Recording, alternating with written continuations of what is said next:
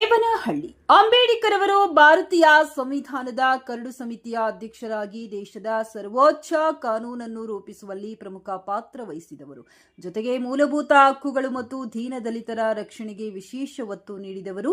ಭಾರತದ ಮಾಜಿ ಉಪಪ್ರಧಾನಿ, ಸ್ವಾತಂತ್ರ್ಯ ಹೋರಾಟಗಾರ ಮತ್ತು ದಲಿತ ನಾಯಕರಾಗಿದ್ದವರು ಎಂದು ದಲಿತ ಹಿರಿಯ ಮುಖಂಡ ಲಕ್ಷ್ಮೀಪತಿಯವರು ತಿಳಿಸಿದರು.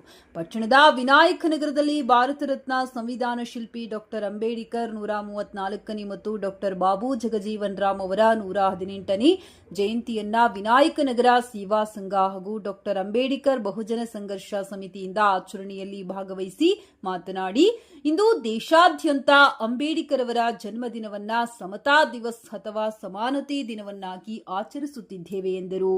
ಈ ಸಂದರ್ಭದಲ್ಲಿ ವಿನಾಯಕ ನಗರ ಸೇವಾ ಸಂಘ ಹಾಗೂ ಡಾಕ್ಟರ್ ಅಂಬೇಡ್ಕರ್ ಬಹುಜನ ಸಂಘರ್ಷ ಸಮಿತಿ ಪದಾಧಿಕಾರಿಗಳಾದ ಲಕ್ಷ್ಮೀಪತಿ, ಮಂಜುನಾಥ್, ಮಲ್ಲೇಶ್, ಮುನಿರಾಜು, ರಮೇಶ್ ಬಾಬು, ದೇವರಾಜು, ಶಂಕರ್, ಅನಿಲ್, ರವಿ ಪ್ರಸಾದ್, ಶ್ರೀಕಂಠ, ನಂದು, ಗಿರೀಶ್, ಶಂಕರಪ್ಪ, ಪ್ರಭಾಕರ್ ಸೇರಿದಂತೆ ಇತರರು ಹಾಜರಿದ್ದರು.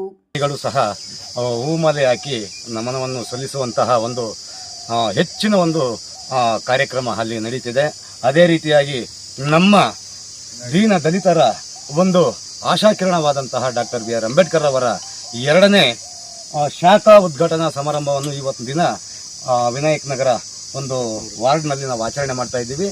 ಹಾಗಾಗಿ ಎಲ್ಲ ಪ್ರತಿಯೊಬ್ಬರು ಬಾಬಾ ಸಾಹೇಬರ ಒಂದು ತತ್ವ ಸಿದ್ಧಾಂತಗಳನ್ನು ಓದಬೇಕು, ಅವರು ಬರೆದಿರುವಂತಹ ಪುಸ್ತಕಗಳನ್ನು ನಾವು ತಿಳ್ಕೊಬೇಕು.